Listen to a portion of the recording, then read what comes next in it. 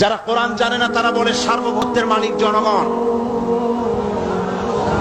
দেখেন না, ওরা বলে সকল ক্ষমতার উৎস জনগণ। কারা বলে? নেতা নেত্রীরা বলেন সকল ক্ষমতার উৎস বল না কেন, উৎস জনগণ। এই কথাটা হলো আসলে ভোটারদেরকে পাম্পট্টি দেওয়া, আপনাদেরকে ফুলাইয়া ডানলপ টায়ার বানায়। আপনারা খুব খুশি হবেন সমস্ত ক্ষমতার উৎস তাহলে আমরা। আরে বাবারা, তোমরা সকল ক্ষমতার উৎস যার পেট ভরা ময়লা, নাকের মধ্যে ছাতা, দাঁতে ছাতা,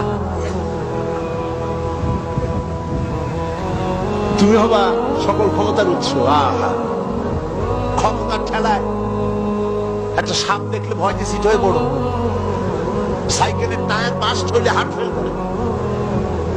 সকল ক্ষমতার উৎস, সকল ক্ষমতার উৎস জনগণ।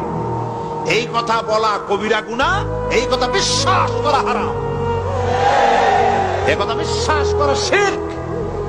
কারণ সকল ক্ষমতার উৎস জনগণ এই কথা যদি বলা হয় তাহলে কোরআনে কারীমের সাথে কন্ট্রাডিকশন হয়, সাংঘর্ষিক। আল্লাহ পাক কি বলেছেন? আল্লাহ পাক বলেছেন আন্নাল কুওয়াতা লিল্লাহি জামিআ।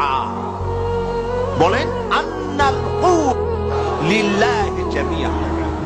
আমার আল্লাহ রাব্বুল আলামিন বলেন, জেনে রাখো নিঃসন্দেহে সকল ক্ষমতার উৎস কেবলমাত্র আল্লাহ রাব্বুল আলামিন। সকল ক্ষমতার উৎস কে? জোরে বলেন আল্লাহ, আল্লাহ, আল্লাহ।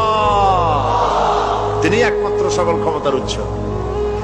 কোরআন আয়াতুল কুরসি আল্লাহ কোরআনে নাযিল করে সার্বভৌমত্বের মালিক কে হবে সমস্যার সমাধান করে দিলেন। রাসূল করিম সাল্লাল্লাহু আলাইহি ওয়াসাল্লাম মানুষের সার্বভৌমত্ব খতম করে মদিনায় আল্লাহর সার্বভৌমত্ব কায়েম করে তিনি একটি রাষ্ট্র কায়েম করলেন। মদিনার রাষ্ট্রের সার্বভৌমত্বের মালিক কে ছিলেন? আল্লাহ। জোরে বলেন কে ছিলেন? আল্লাহ। মানুষ তখন দেখতে পেল খোদাই সার্বভৌমত্বের ভিত্তিতে যে রাষ্ট্র গঠন হয় সেই রাষ্ট্র মানবতার জন্য কত কল্যাণকর হয়। সুবহানাল্লাহ। আয়াতুল কুরসিতে বলা হলো যে সার্বভৌমত্বের মালিক এই ক্ষমতা, এই ক্ষমতাটাকে আরবিতে বলা হয় উলুহিয়াত। এই ক্ষমতাকে সার্বভৌমত্বের ক্ষমতাটাকে আরবিতে কি বলা হয়? উলুহিয়াত। আর যার হাতে এই ক্ষমতাটা থাকে তাহলে বলে ইলাহ, তাকে কি বলা হয়? আল্লাহ রাব্বুল আলামিন আয়াতুল কুরসির শুরুতে এই কথাটাই বলে দিলেন, আল্লাহু লা ইলাহা ইল্লা হুয়াল হাইয়ুল কাইয়্যুম। আল্লাহ হচ্ছেন তিনি যিনি ছাড়া কোনো ইলাহা নাই। তার মানে হলো সার্বভৌমত্বের একচ্ছত্র মালিকানা কার হাতে? চিৎকার দিয়ে বলুন, আল্লাহ রাব্বুল আলামিনের হাতে। সার্বভৌমত্বের এই ক্ষমতা হস্তান্তরযোগ্য নয়।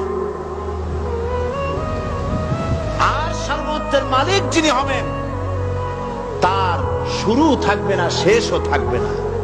এই কোয়ালিটি কার মধ্যে আছে? আল্লাহ পাক।